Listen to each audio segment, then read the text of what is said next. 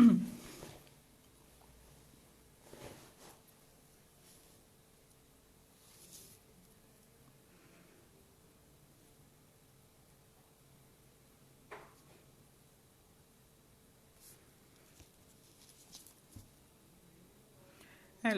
everyone. Good afternoon. Good evening actually for you all from joining from India, and it's afternoon for me here, so that's why good afternoon. Hello Arun Sharma. Hi, hello M Dimran. Hello Bukdin. Thank you for joining.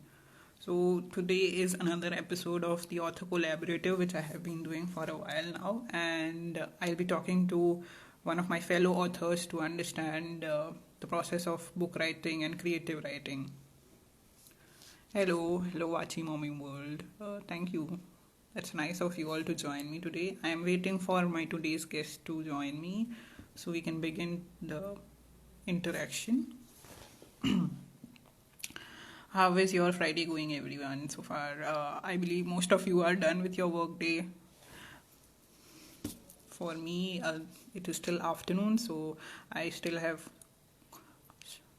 I still have a few hours before I log out from work. Thank you, Shivali Puranik, for joining. Hello, everyone. I am waiting for my today's guest to join so I can invite her and start today's planned session. In the meanwhile, if you have any questions for me, please ask.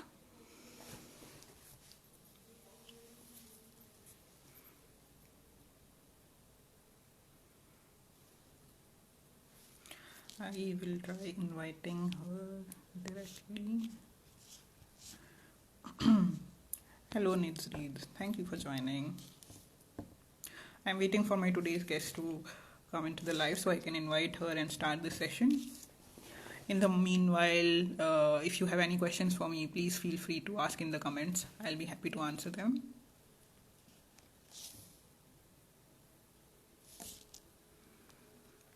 Hello.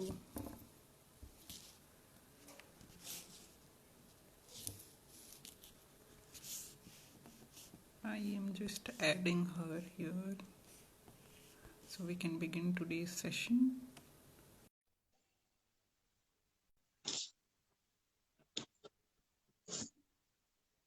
Hello, Shu among the stacks. Hello, Poetic Whisper. Hello, hi, Vinuka. Hi. We have quite a few people who have joined us. So thank you all for joining. And I'm really excited about Hi there. today's session because this is the second time I'm doing this with you. And I think we have a comfort level now with each other. Yeah, this time I could join in the first attempt. Now I know how to update Instagram. Yes, and hopefully the live will go without any hitches. So Vinuka, Let's hope. welcome again actually. Thank you, thank you. So after the previous session, we have read one more book of each other, and I'm so excited to talk about our books and our creative writing processes. Uh, Yes, same here. Before we start the question and answer round, for those of us who don't know you already, would you like to tell them about yourself? Yeah, sure. I'm Venuka Goyal. I've published 3 books. This is the latest one, On the Bright Side. And I write about relationships. I write love stories about regular people. And yeah, I guess that's about it. Okay, Venuka. So the book that you are just showing off, I have actually read it and I enjoyed it a lot. So and I have read one of your previous books also, Uh-huh. which is Why Not? And I think I Mhm. have not read only one of your book now, and Yeah, the first I'm one, hopefully yeah. planning soon. But based on whatever I have read of your works and your books, I know that your books are really worth reading and they're really enjoyable, pleasant reads, light reads. Yes, thank you So so my much. Thank you questions so much. will be based on what I have understood about your work and your writing. So are you ready to answer them? Sure, sure. Okay, so what I have noticed is that you are fairly new to social media, but I see Mhm. that you have been experimenting a lot with your social media content, and where you talk Mhm. about your books different way. I have not seen anyone else doing it in a manner that you are doing. So I want to ask you about that firstly. How is that going for you, and what has the response to it has been? Like you very rightly said, I am quite new to social media, and my Instagram account became active only about 6 months ago when I published my first novel, and I realized that I need social media accounts to promote it. Um, but I was on Facebook since a long time, and so I had like a personal Facebook account. And I was on LinkedIn also previously, but I was not super active. So in the recent past, I've just been trying to figure out. It seems like different social media platforms have kind of different engagement rates for different kind of content. That's something I'm learning. So like, in Instagram, all of us know that reels seem to have like more reach, whatever, Yes. I have less than 200 followers, but some of my reels have like 3,000 plays or something. And I'm like, wow, shocking. But it happens. So different kind of content does well on different kind of platforms. And I've learned from my previous experiences in my previous career that sometimes overthinking too much and trying to learn from other people's experience has its own limitation because I am me, right? I don't know Hmm. what my strengths and weaknesses are. I don't know how something will work unless I give it a shot. So right now I'm in the mood of trying and doing every single thing that I can think about. So I'm making short reels, I'm making slightly longer videos, and I'm posting pictures. I'm talking about my books and writing about my books. And I'm reading lines from my books, and I'm telling people about incidents from my personal life that have inspired certain parts of my book. So I'm doing Hmm. everything, and what I've noticed again is that um, some kind of content has more interaction than others, and then I kind of, it's a feedback mechanism, right? If I feel like there is a certain kind of content is doing well and people are liking it more, then I replicate that. And it's obvious that, like in my Facebook, I have a Facebook personal page. So those people know me Hmm. personally. They are my acquaintances, like in real life. They've known me since I was younger and all that. Hmm. So for them, if I'm telling a story from my life experiences or something, they will relate to it more, Hmm. right? Right. But if somebody doesn't know me personally and they have read some of my books or they're interested in reading something like that, so they may respond more to me talking about books in general or about my book or a story or what to expect from my book. So Okay. based on that, I try to optimize what kind of content I am posting on, which platform. So yeah, I'm Okay. learning.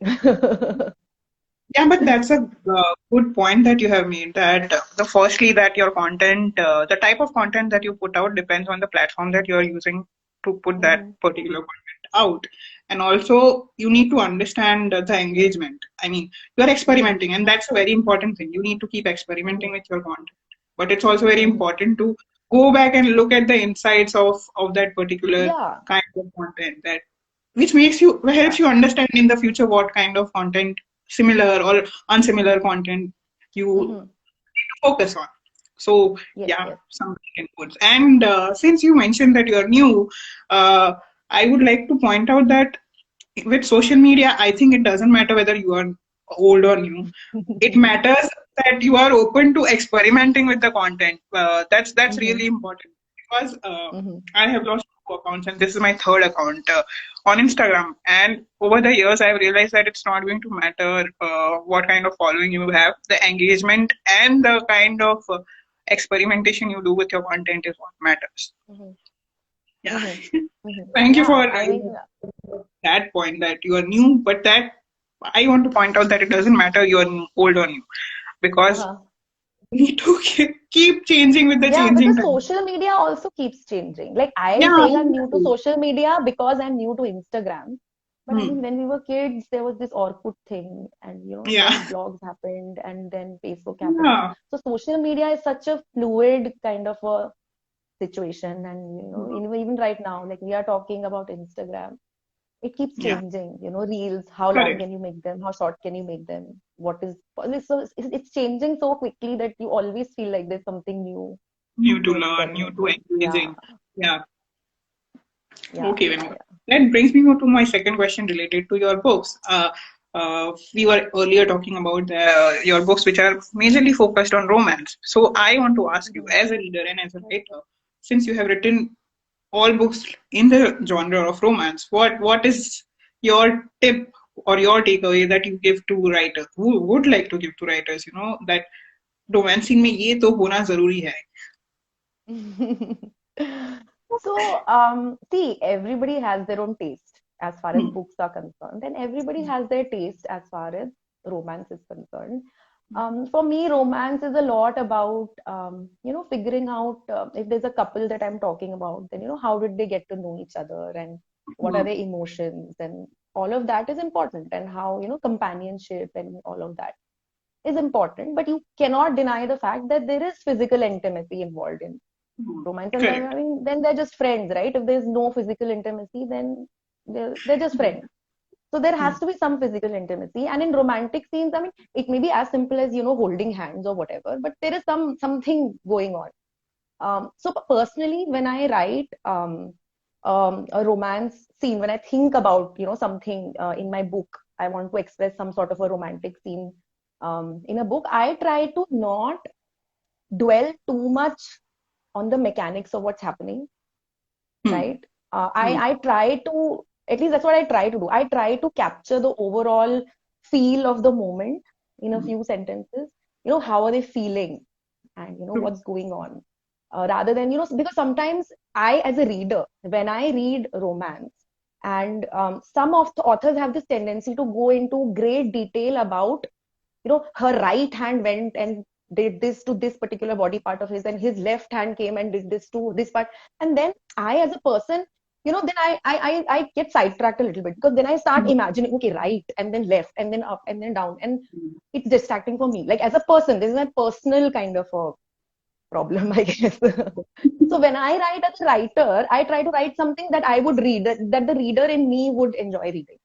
So when I'm Hmm. writing a particular romantic scene, I try to not dwell on too much, right, left, up, down. No, what is the feeling of the moment? You go Hmm. with the flow of the emotion. That's what I Hmm. try to do. Like, for instance, in my first novel, if you think about You're Stuck With Me for Life, where Neeti and Ronit, when I describe like their first kiss, okay? So it's an arranged marriage scenario. They've been married for some time, and they bump into each other. He's coming out of the shower and she's running around getting something, whatever. And there's a moment, they say something, there's a moment, and then they kiss each other, right?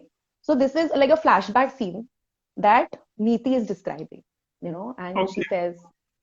she says, it's not like that was my first kiss, but that was Okay. our first kiss. And on that morning, he made me feel like I had never really been kissed before. After a Hmm. blissful eternity that ended way too soon, I found myself looking into his deep, dark brown eyes, my hand in his wet, fragrant hair. Now, when they're kissing each other, it is obvious that certain body parts are interacting with each other. Hmm. Hmm. The lips are there and all. We know that that part is obvious. I've already mentioned that they're kissing each other. So I try Hmm. not to dwell too much on this left hand, right hand, up, down, Okay. whatever. I try to Hmm. capture the mood. Like, how did it, blissful eternity? That means she liked it, right? It was an Hmm. enjoyable experience for him. It ended way too soon. She wanted more, but actually, the next line is that he has to leave for a business trip. He has to get ready. So he's like, Hmm. I have a Hmm. flight to catch, right? And so he goes and leaves and is getting ready. So you capture the essence of the moment, and you leave a little bit to the imagination of the reader. Because I don't know, for me personally, as a reader, it's distracting. If there is too much, up, down, Hmm. left, right, aage, piche. So that's my personal take on it. Everybody has their Yeah, taste. that's it. So Yeah. that's just my I opinion. useful for me. I hope it is useful for others also because I am myself new in the genre of romance writing. So this was really helpful for me. Thank you so much. Thank you.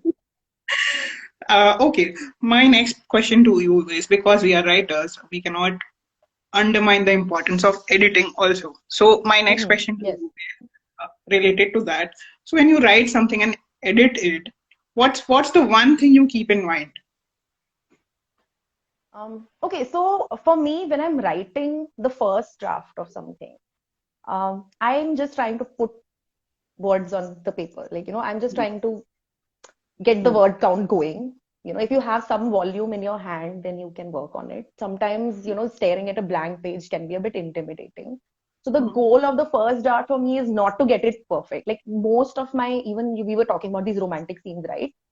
More than half of the romantic scenes, I get it completely wrong in my first draft. I usually chuck out the whole thing and write it again the next day because I'm like, I didn't get the feel of the moment right. This is too much comedy going on. It has to be more serious. Whatever. You can always work on it later. But when I'm putting my first draft down, I'm just putting some words on paper that overall getting my storyline going. But then Okay. when I edit, there is one very important thing that I have tried to really learn very hard to do because, everybody has an ego. I have an ego. Okay. Most people Yes. who have been successful in some field, I was very successful at a few things I've done before writing. Okay. Hmm. So I have an ego. I always feel like, if I'm doing something, it has to be good, or I'm writing something, it has to be good. Even though I put down the first draft thinking that let me not try to get this perfect, let me get this going, still I have this ego that always feels that, I am right. Hmm. So when I'm editing, I try to detach myself from that ego a little bit and accept the fact that, there is There will something be that needs to be fixed. I have to. And then very soon I reach a stage where I'm not able to see what needs to be improved. But then I Hmm. don't publish my book at that time.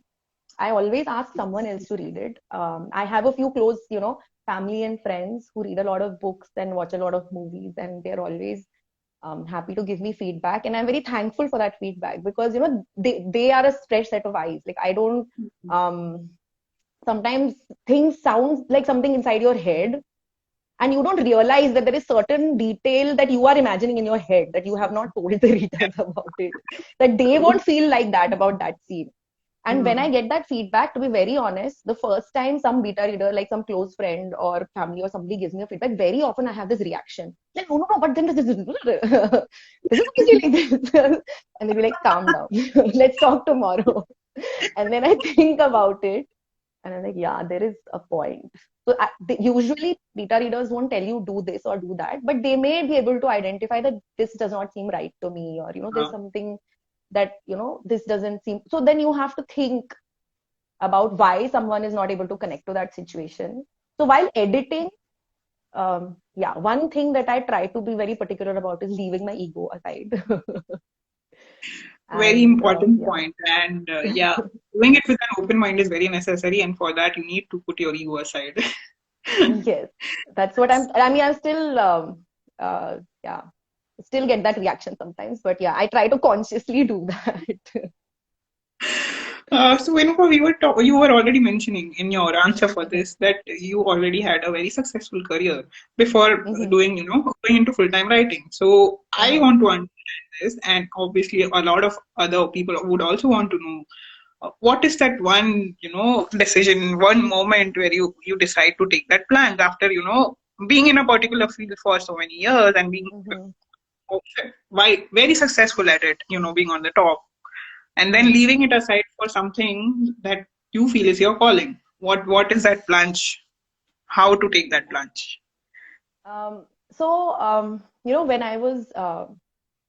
when I decided that I'm no longer going to be applying for jobs in my old career, it Hmm. was very difficult for me because I have always done things that were important to me. Like even my previous career was important to me. It's not like I was just doing it for the sake of it. It was important to me.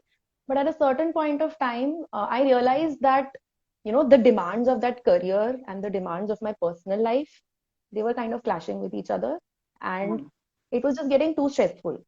And I Hmm. couldn't take it. And all of this happened in the middle of the pandemic also. So in the middle of the pandemic, there was so much craziness going on. And, I have little kids and, having a full-time career got so much more difficult when all of the childcare and the support and everything went away, when all the schools closed and the daycares closed and everything closed. And I'm working from home. How much can I do? And it's not like I don't have family support. I have a lot of family support, but still, it gets difficult. And at some Hmm. point of time, I realized that this is simply not working out for me. Hmm. Not because there is Hmm. something wrong with that career or I don't like it. It's just that, the whole life, you have to have a work life balance. Hmm. And it was just not balancing out. Right. So I Hmm. told my sister, I called her one day and I told her that if you're in a career that means something to you, it's kind of like being in a relationship. Hmm. Right. It's like being in a relationship. So I said that I feel like I'm getting a divorce. from my career, right? It kind of felt like that to me, right? Everyone may not feel like that, but that's just the way that I felt. I felt like, it's a big part of me that's going to go missing. So Hmm. you don't usually, I mean, lots of people do lots of things, but for me, I feel like if you're committed to something, a relationship or a career or something, usually, you don't give it up because you found something better. You Hmm. give it up because it's not working out. I did not give up my career to write. My career situation was not working out for me. I was leaving it anyway. And then I Hmm. thought, what can I do next?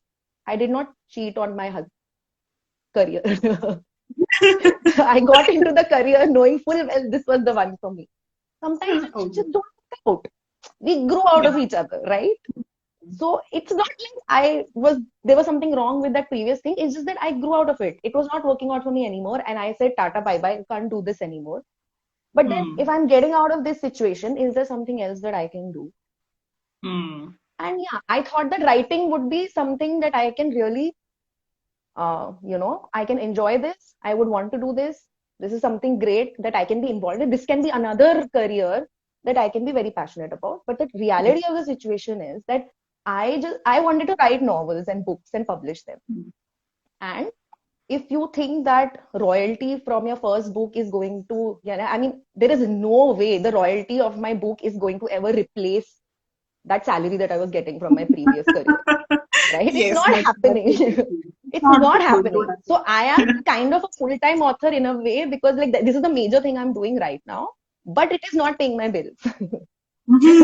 Right? It is not paying my bills, right? So if you're going to leave everything and take a plunge and be like today as a new author, like who is, I mean, if you are already someone who has published a few books and you're one of those talented and lucky people who have like bestsellers from which you are earning lots and lots of money and then you give up your career, that is different Yes. because you have realized that for you somehow this has is financially it has turned out to Hmm. be feasible. But that's not the story for everyone. And for most authors from their first book, even if it ends up becoming a bestseller, it's not going to happen in like the first 6 months or anything.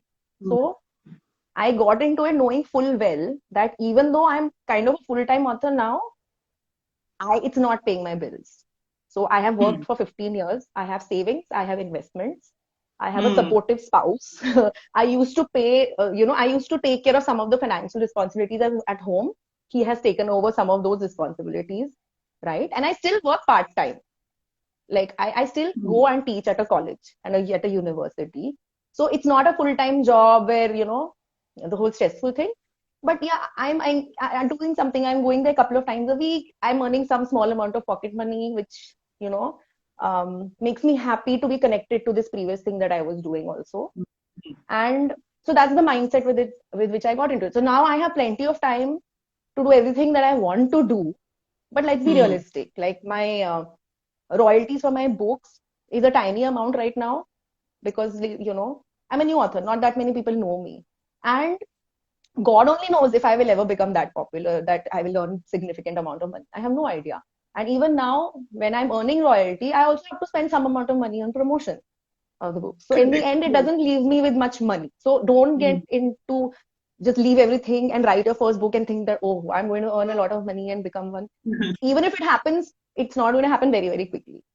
Yes. Right? So that's the mindset with which I got into this. You have spoken the truth about so many things. I loved your answer because you were honest about it that people should not get into it thinking that, oh my God, I'm going to earn so much, because that's not going to happen overnight. It will take a while, and even after a few years it might not happen.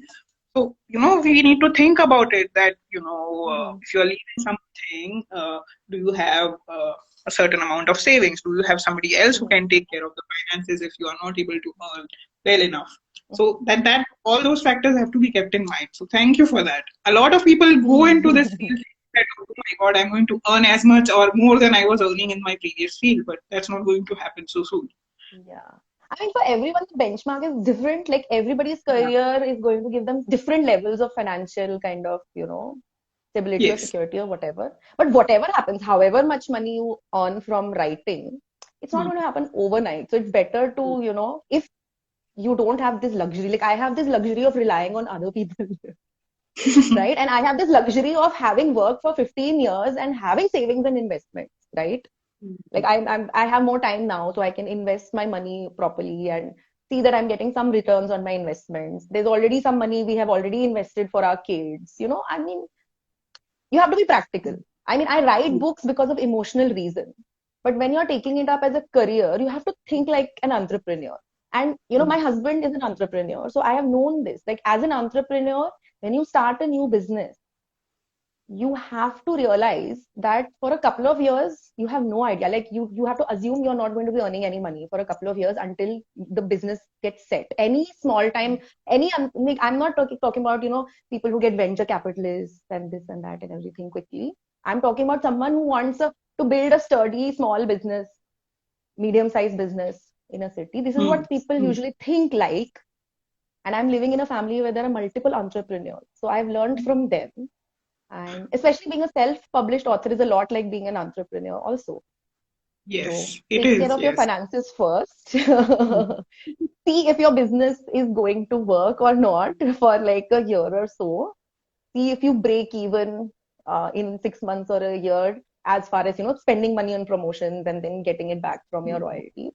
And then if you feel your books are catching up and becoming super popular and you're a bestseller and all of that, I mean, you know when that happens and you can see, Yeah. but you have to give yourself that much buffer time, right?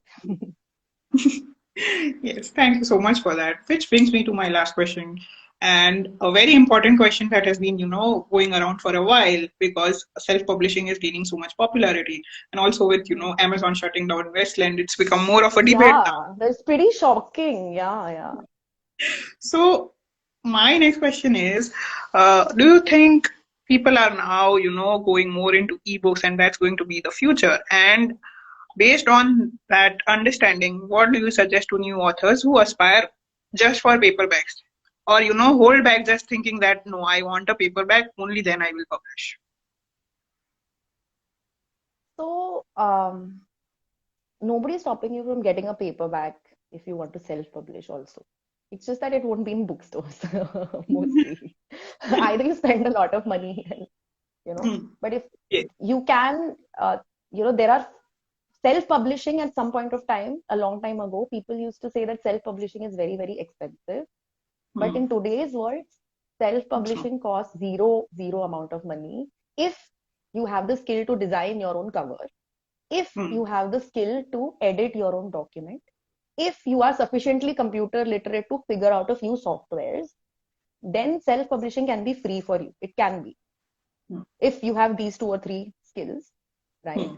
And so there are two aspects to it. See, one is that if you want to get traditionally published, that's great because it gives you the kind of exposure. If you end up getting a good publisher, like one of the top five or something, there is no question that you will get the kind of exposure that you can't even dream about, Hmm. as just an indie author who self-published their one book or whatever. But honestly, not everybody's first manuscript is straight away going to be picked up by one of the big publishers. And Hmm. even if it does get picked up, it's going to take a long time. Hmm. People who are traditionally publishing, many times they'll write a manuscript, they'll send it to an agent, they'll send it to a publisher. By the time it gets accepted, it'll take like a year, and then the publisher will put it on next year's calendar. It'll take like 2 years to get it published. Yeah. If your goal is, this is my one big book that I'm going to publish, this is the only one book, baby, I have, this is all my life, great. You should give it the best shot, go to an agent, Hmm. everything. For me, I felt that that was not the right choice for me because my first novel, I knew that it was not going to be my last novel.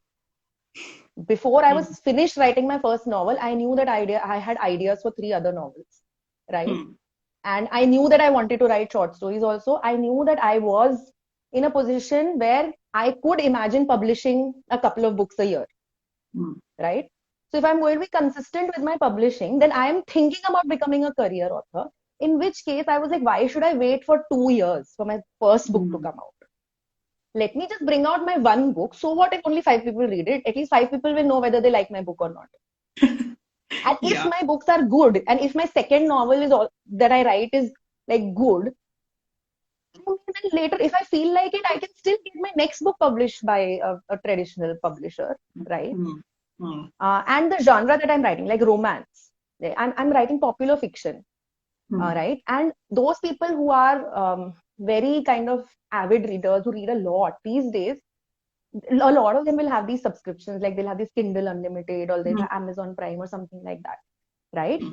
So if you are someone like me who is thinking that they are going to be publishing multiple books, for them, I Hmm. don't think there's any downside really to being a self-published author, other than, of course, like if you're not confident designing your cover or if you need help editing and all, then you may need to spend some money, Hmm. right? And even as a self-published author, I have paperbacks for all three of my books. It's just that they're not in bookstores. They Hmm. are available on Amazon and Flipkart. And more than 90% of my royalties come from my ebooks, right? So ebooks, definitely, they are a necessity in today's age, especially in like popular fiction. Hmm. Most of the sales are in ebooks. But I still feel that paperbacks have their value. Like it can be a good gifting item, or Hmm. you can some of the people who know me, like my friends and all, they like to have a copy of my book and they'll ask me to sign it and they'll keep it. And it's a good thing, people who come to their homes will see it on their bookshelf. Or Yeah. I can ask, if I go to some literature festival or something, I can put up a Hmm. few of my paperbacks, Hmm. for sale. It increases the visibility of your book. So if that is your goal for having a paperback, in today's age, you don't need a publisher because regularly a publisher, what they'll do is they will publish like a few hundred copies of your book. They'll print it because they need to send it to so many stores. And then if your book doesn't sell, it's a risk for them because they lose Yes. all the money that they spent on publishing it. That is why, Hmm. it is so difficult because this whole brick and mortar situation with the bookstores becoming smaller, a publisher is taking a huge risk if he's like printing a Hmm. few hundred copies of your book. But the kind of paperbacks I have, they are print on demand paperbacks. Hmm. If my publisher gets five orders, like if five people order my book from Amazon, he will print only five copies and ship them out. Hmm. So the publisher is not taking as much risk. So I Hmm. think for popular fiction, this format is, I think, in the near future, I see this format becoming more popular in the near future, where you Hmm. have, self-published ebooks. And if you are really hell-bent on with the paperbacks, you can have print on demand. For those people Hmm. living in the US, UK and all, Amazon provides this service. In India, Amazon doesn't provide it, but Notion Press provides this service. You can go make a login on their website. If you want other services from them, like if you want them to design your cover, this, that, and all, they will charge you something. But if you simply want to upload a file and make it available for print on demand on Flipkart and Amazon, there is no charge for that. They'll do it free of cost. They'll make it available and they will they earn some amount of money per book sold. So I Hmm. feel like this is, okay, someone is asking a question. Do readers react differently to self-published versus traditionally published books? Yes, 100%. There are certain readers, like it has happened to me. I have, talked to a few people, hey, I'm publishing this new book and all. And the first question, some people, the first question they'll Hmm. ask me is, who is the publisher? And the moment they hear it's self-published or Notion Press or something, they're like,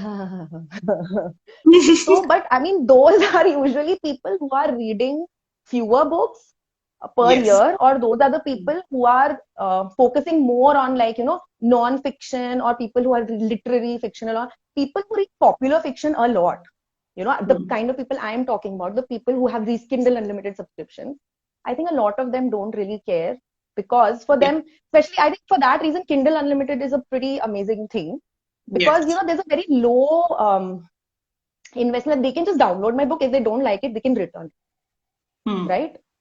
So for indie authors, for self-published people, putting your book on Kindle Unlimited is a very good litmus test also for you, because if somebody just downloads your book and doesn't read it, you don't get paid anything. You get Yes. paid per page people read. So for earning money, you have to have quality. So Yes. self-publishing that way is hard. And Kindle Unlimited is very much user friendly and not author friendly that way, but it is a good litmus test for an author. Like Hmm. uh, uh, people, if they just read half of my book and then return it, I get paid only for half of my book, right? So I have to be always on my toes to make a more compelling read. Yes. Yeah, so there is a difference. There is a difference, but there's a market for all sorts of books. And that's why I Hmm. said, it depends from person to person. Like, what is your goal? Like, what are you trying to do? And what kind of book you're writing? That matters a lot. And you will get agents and all much easily for non-fiction. Like, Hmm. traditionally publishing, and if you want to get a literary agent for non-fiction, it'll be easier for you to get. But if you're writing popular fiction, if you're writing a love story, it's like so saturated, the market. I mean, so many people who write it that it's difficult Hmm. for the publishers also to figure out कि अगला hit क्या होगा. जब तक शाहरुख खान नहीं है, तब तक कोई guarantee नहीं है. Right? So can't Right, blame them right. also. Shahrukh Khan ने भी पहले किया ना, उसने वो सीरियल में काम किया, फिर Hmm. जाके वो मूवीज में आया. तो same. Explained and again very elaborately and very honestly shared. Thank you, Anika. I mean, a lot of Thank you so much. listeners are going to get a lot of Yeah. insight and understanding into publishing, I believe, from your answer. And what original drifter, who is also a friend, Divarati, has asked that people reacting differently to self-published books and traditionally published ones. I think the people who react in a negative connotation to self-published books are not really very avid readers. They are the ones who go to the bookstore to buy the book, and they will pick up the book that is, placed in front of the bookstore, and they won't even explore Mhm. beyond the first two aisles probably. Yeah, maybe So something that Hindustan Times has recommended or whatever. yeah, They'll look at these book reviews and yeah, all. And a first time indie author self-published, they are not going to be able to get any of those big reviews. So, yeah. I mean, if they're And going to be reading very few books, then, And I yeah. think what most people don't understand is that even to have a book in a bookstore, it's a very expensive affair. It's not Yes. easy to have your books placed in a bookstore, and then there's also pricing for having a window display, having a side display. That's also a huge market and Mm-hmm. very costly affair. So Yes. I think not everyone can afford that, and the understanding towards self-publishing it is, I think, changing, but it's not there yet.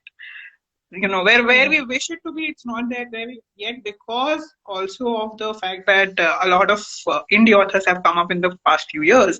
So people are slightly hesitant also because of the quality of self-publishing, I believe, because it's become Yes. so easy to publish. And some Yeah. people believe that published authors do not write quality content, quality books, Yes. quality stories. So it really depends on the kind of market you are trying to target, and it will change over the years. It is slowly changing, but Hmm. I believe it will change over the years. Yeah.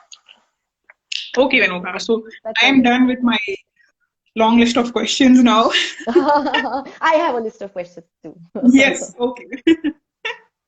Okay, so I read your book, Under the Mistletoe and other short stories, and it was really nice. I mean, I ended up reading it around like the Christmas New Year time when it was released, and it was already in the festive mood. And to get so many little cute stories about Christmas and New Year, it was really refreshing. And you know how you have so many different scenarios, and it was a basket of emotions, but you've written it so beautifully that it feels like a cohesive bundle.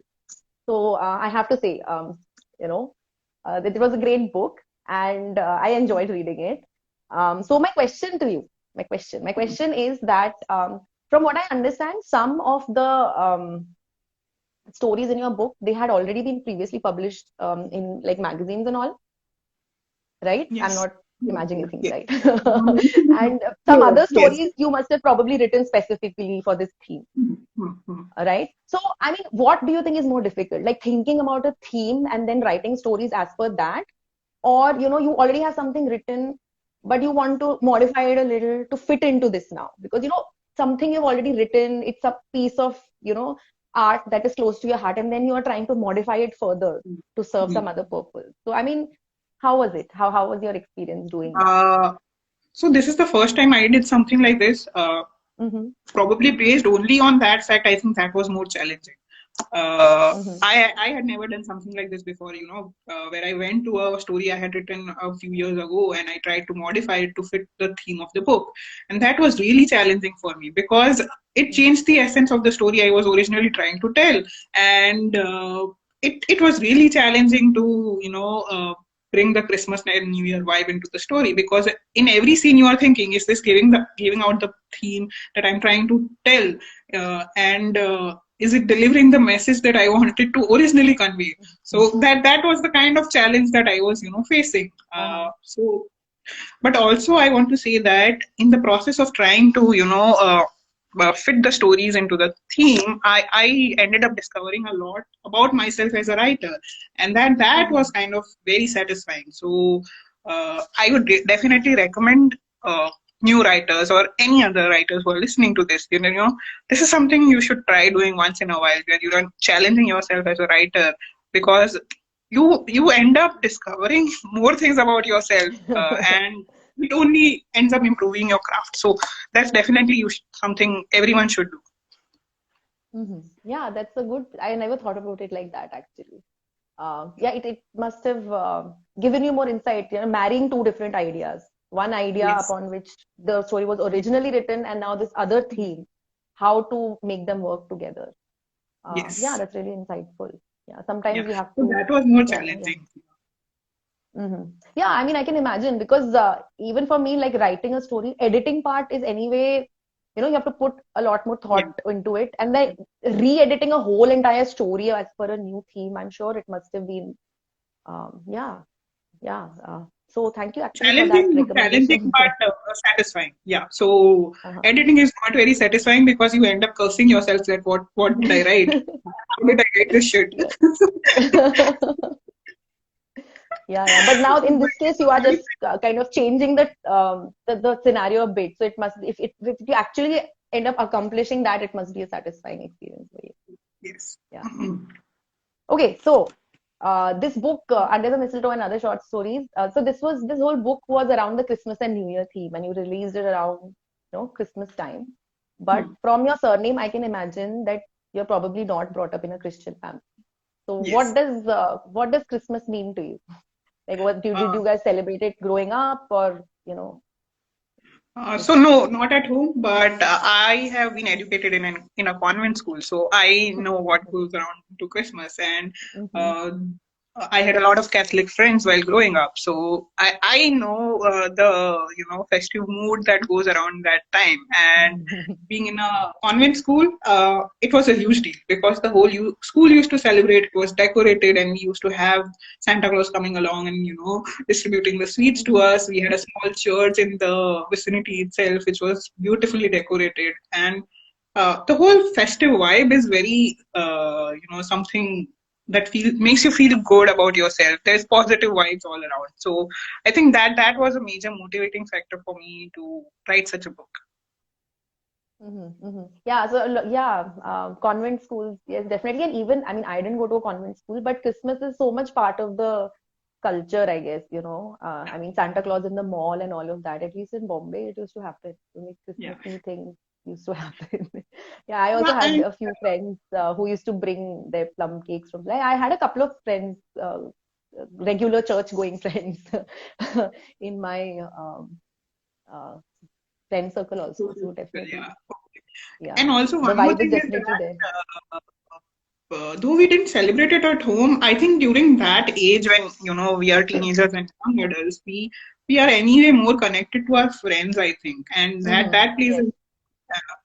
I mean, there was not a Christmassy vibe at home and with the family, but we used to go out a lot, and we used to visit particularly those places where we knew that यहाँ पे Christmas अच्छा होता है. Yes, yes, yes. There's always one place where there'll be like more decoration and Santa will be there, and yeah, that's true. Yeah, the vibe is definitely there. Okay, so that brings me to my next question, about the way you write a book. Um, so a lot of authors, when they describe how they go about writing a book, they say that, we sit down with pen and paper and we make notes in a notebook.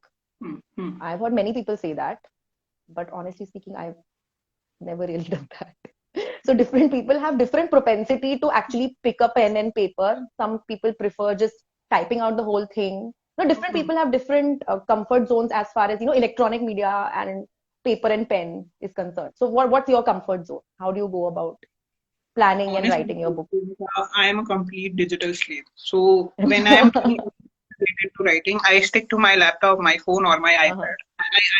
I Mhm. hardly use pen and paper unless I'm making a list, or there's a character sketch that I really need to make in my head or on paper, which I know Mhm. I won't be able to. do well on a digital Hmm. equipment.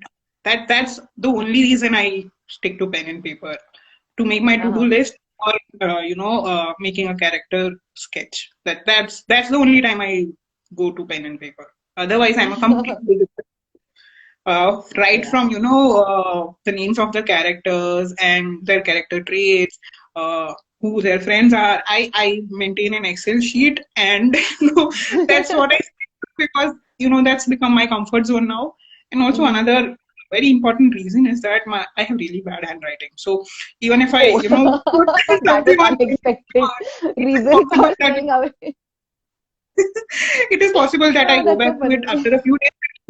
I'm wondering myself, ये क्या लिखा था मैंने मुझे तो समझ ही नहीं आ रहा है.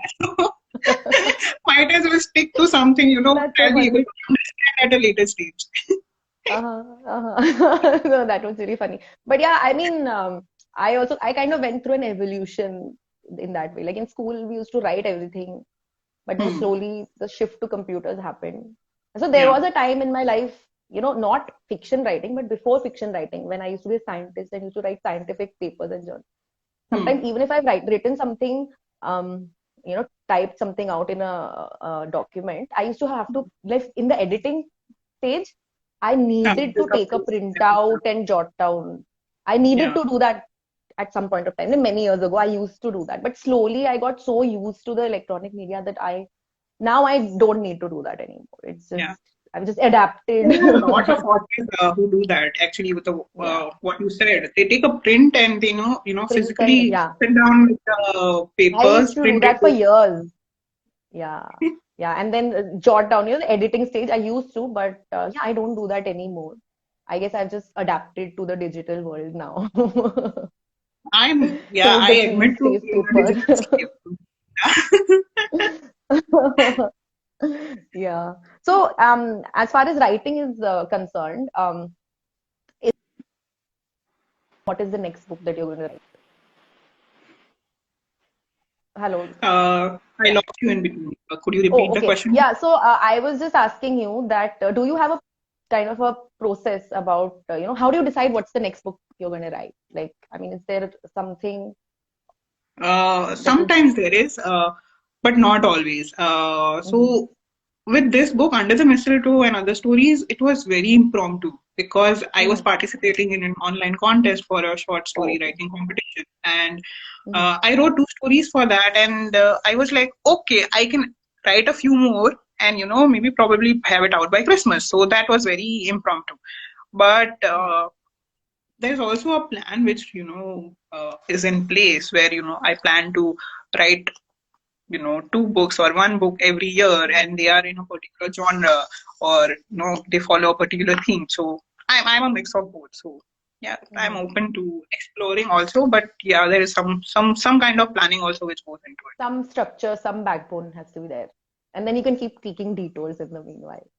Yes, yes, So you have like a exactly. 5-year plan, and then 20% and then oh, while this disaster happened, so reallocation of funds. yes. And that's how all planning happens, right? You have a plan, but then this idea is too tempting. Go for it. तो अभी करना पड़ेगा वरना time चला जाएगा that kind of a thing. Yeah. Yeah. No, that your Christmas book release was quite well timed. Yeah. And in fact, as far as the book release is concerned, those couple of weeks before the book release, you had this really fun social media campaign. I remember. There was this so many short stories in your book, and so every day you would have this guess the title game and these short videos and reels you would release about.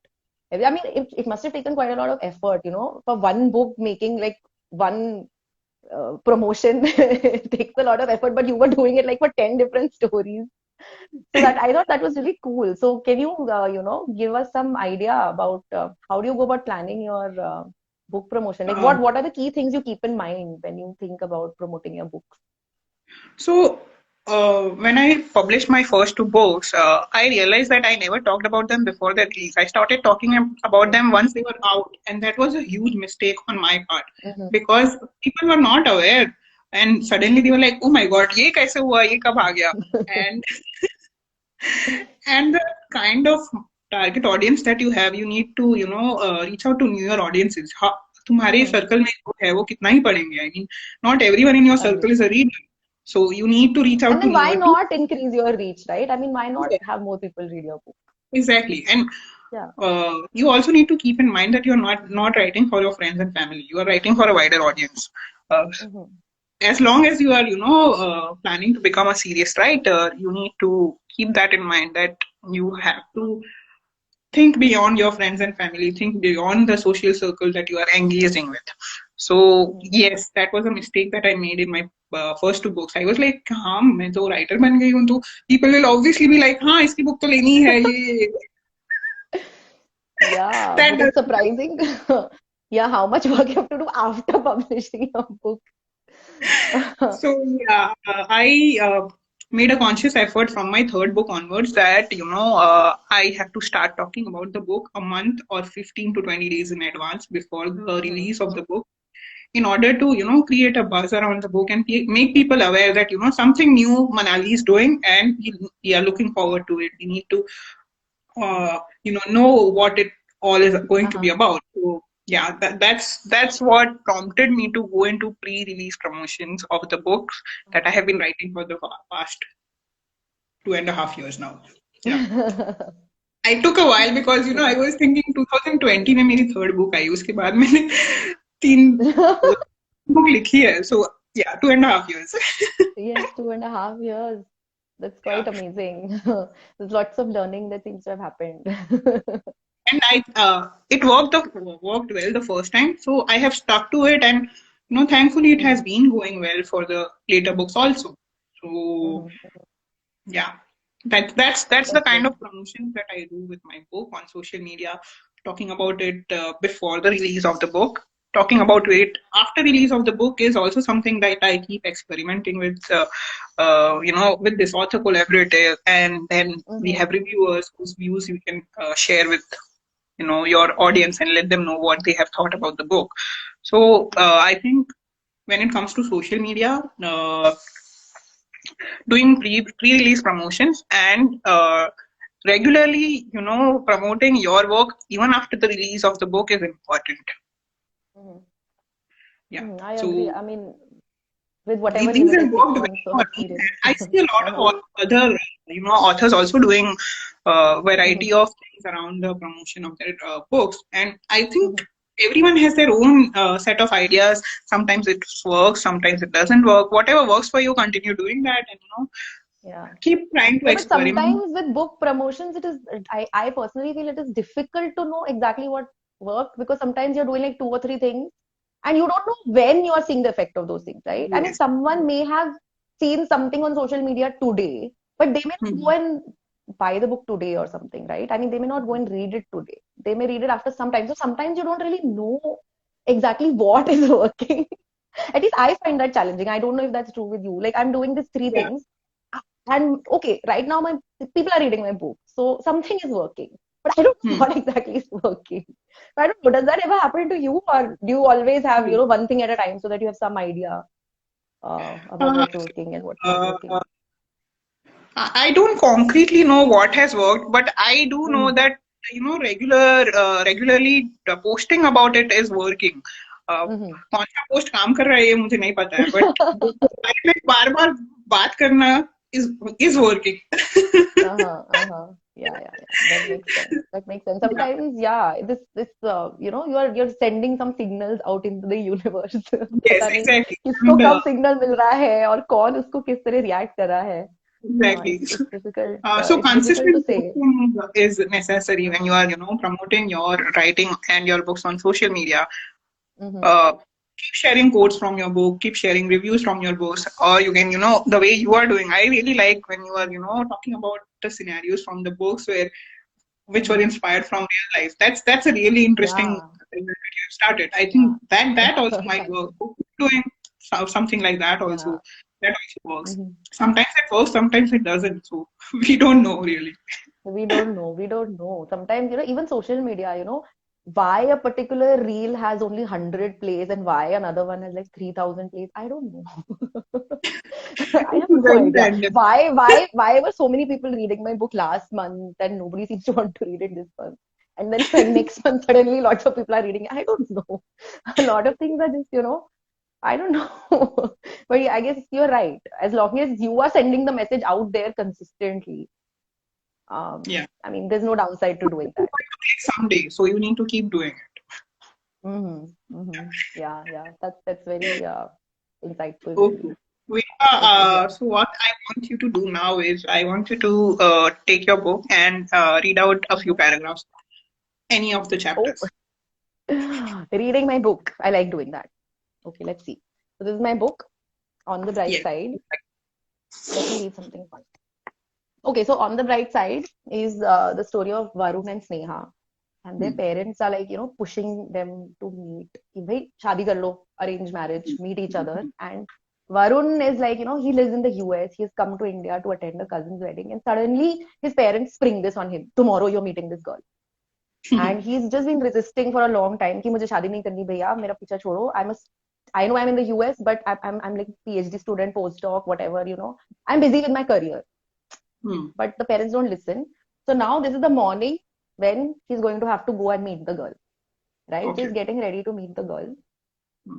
and he's thinking, what was he going to do this afternoon? Was he going to stand his ground and firmly reject the marriage proposal? Or was he going to give in to his family's sneaky scheme? The thing is, even if he rejected this proposal, he was going to be in India for the next few weeks. And in these few weeks, he would be attending his cousin's wedding. Hmm. That would be a very fertile ground for letting his parents' imagination run wild. They would probably try to get him to look at every single girl at the wedding and create really uncomfortable situations for him. And all said and done, Snehalata didn't seem to be so bad after all. They seemed to have a few things in common, and chatting with her the previous night had actually been pretty okay. The Hmm. fact that they had met with each other once as kids almost seemed like fate. He would make up his mind after meeting her, but maybe he would not be hell bent on rejecting this proposal. Varun's then, he steps out of the shower, he starts getting ready. So that's his thought process. He's like, I'm stuck. I have to do this anyway. We make up our mind after meeting the girl. It's not like I'm hell bent. So that's Varun for you. Poor Thank guy you is for stuck. reading out from your book. It was a really interesting, part that you picked because I am sure whoever has heard whatever you read is now really curious about knowing what happens after this. So, thank you. Okay, Yeah. so before we end the session, I have a fun rapid fire session planned. So are you ready for my rapid fire Oh, questions? I have questions for you too. Okay, so Okay, let's do this. Hmm. You okay, going first? so yes. Okay. My first question to you is a character with gray shades or a straightforward character? Your favorite as a reader and as a writer? Oh, there's also gray, gray, gray, gray. I mean, black and white is no fun, and yeah, gray, gray shades. Yes, good pick. Okay, next question is really interesting because I have also thought Okay. about it for a while now. You are given a superpower. What would it be and why? Superpower. I mean, if my body didn't need to sleep, if there were no side effect of never sleeping, and then I would have these extra, like, so many hours in a day Uh, and night to yeah, get things done. I I think totally that agree. would be a pretty cool superpower. No side effects of not sleeping. Really good one. Yeah. Okay. A book you are excited to see being adapted to the screen. Oh, please, someone make a movie about my book. You're stuck with me for life. Fun novel. There's like a road trip and there's arranged marriage and Saas Bahu and everything. Please, somebody make a movie Sending to it out my book. I will be very excited. Somebody, if you know some producer, Yes, we are sending it out into the universe. Venuka's book yes, needs to be adapted. Please listen. somebody out there, listen. My next question is the Yes. last thing that you wrote just came true. What is it? Oh, you're such big trouble, Manali. I was writing a rapid fire question for you. I like to jot things down, and now you are stuck on a Oh, deserted island. Now that we've had this, I'm going to ask you. I'm going to ask you. You are stuck on a deserted island. You have food, water, basic things you need to survive, and you have one wish that will come true. One wish other than getting yourself rescued from the island. What will you ask for? So, it's a deserted island and I'm alone, right? I don't have anyone. Yes. There is nobody with you. You are all alone right now. But you have like food, water, basic things to survive. I'm probably going to ask for one person to be with me then, because I already have everything. And that person, I'm sure, is going to be somebody who knows what is missing in my life currently, and they will get that. So, yeah. That's a good one. They ask them to carry. तुम आ जाओ पर ये भी लेते आओ. ये भी लेते आओ. जैसे इंडिया से कोई आ रहा होता है तो सेव लेते आना. वही. Yeah, when I used to live in the US, this was so common. अरे इंडिया से आ रहे हो, सेव लेते आना, पापड़ लेते आना, अचार लेते आना, लड्डू लेते आना. सब कुछ है नेसेसिटी का, पर अच्छा लगेगा ये भी लेते आना. So yeah, I'm going to use that trick. Oh yeah, call someone and ask them to pack enough for things. Yeah. That's quite funny. Yes. Oh, yeah. Okay. My last question to you in the rapid fire round is a 90s song you'd like turned into a book title and why? 90s song. Okay, so I'm writing books in English, right? So let me think about an English song first. I don't know, what were we listening to in the 90s? It used to be Backstreet Boys, right? In the 90s. What was there in the 90s? I can't think of any of their songs right now. Shania Twain, that don't impress me much. I used to like that song of hers. So you got a car. That don't impress me much. So you got the moves, but haven't got the touch. Don't get me wrong. Yeah, I think you're alright. That'll keep me warm in the middle of the night. That don't impress me much. I don't know if it would make for a good romance novel title, but I used to like that song. Yeah, you can think about it. I wonder if I'll ever find a story to fit into it. But it could be fun. Or something like that. You are already inspired. Now I have to now think about a book that fits into this. That don't impress me much. Nice. Okay. You have any questions for me in the rapid fire? Yes. Wait, I gave you one question. That was the last question. So now you have only 4 questions left. Let me see. Okay, so this question you're going to hate, but I'm going to ask you anyway. So from your latest book, Under the Mistletoe and Other Short Stories, which one is your favorite short story? Oh my God. This is like asking a mother who's their favorite child. I know. I know you hate this question. But I am going to say At the Stroke of Midnight, only because it has many characters and all of the characters are very, very different from each other, and it was fun to write about it. Yeah. So At the Stroke of Midnight. Nice. I like Naughty and Nice also. It was very called Naughty and Nice, right? That the little kid who became coming up with this list. Yeah, that was a very cute one. Especially because I have 2 little kids, so I can really, really relate to that. Kids asking all sorts of questions. Santa लेके आएंगे क्या कुछ? मैंने ये किया, ये nice है, naughty है. I know, seriously. Yeah, but the Stroke of Midnight was also a good one. So okay, now you have written a novel. You know, I've read that one, Love Triangle. I really enjoyed reading that one also. And then in your latest book, you have short stories, you have poetry. So very versatile as far as, you know, what all you write. But what if you're forced to pick just one for the rest of your life? You can either keep writing only short stories or only poetry or only novels. Which one would you pick? You know, the practical side of me is saying poetry, because I have written that for the longest time. Okay. But the experience and the one that wants to grow as a writer is saying novels, because that I have written only one novel. So I'm going to pick novel. Yeah, that sounds pretty cool. The way to grow. I think I have written enough to, people can remember me by the poetries that I have written so far. But I think in the field of novel writing, I'm still new and I can do a lot more. So, yeah, novels. That's pretty cool. Yeah. Um, okay. So a lot of people say, which book would you like to be made into a movie? So I'm going to ask you a reverse question. Hmm. If there was a movie for which somebody asked you to write a novel based on this movie, what movie would that be for you? Interesting. It would be fun to read Dil Chahta Hai as a book because it is one of my Uh-huh. favorite Okay. books. Yeah, for my Uh-huh. favorite movie, and it's a really Uh-huh. fun, loving movie, and it's very Mm-hmm. quirky. Mm-hmm. And I think a lot of 90s kids would really be willing to read a book form of Dil Mm-hmm. Chahta Hai. Yeah. Yeah, it has so many different elements, a lot of characters you can play with, and lots going on. It's a fun movie, and also some serious themes. They were, yeah. Yeah, and I mean, I get it. It's a if it wholesome goes, package. and I think if it becomes into turns into a book, a lot of things can be explored about the characters which was not in the movie. Uh, Yeah. yes, that's true. I mean, you could probably make like a trilogy out of it or something.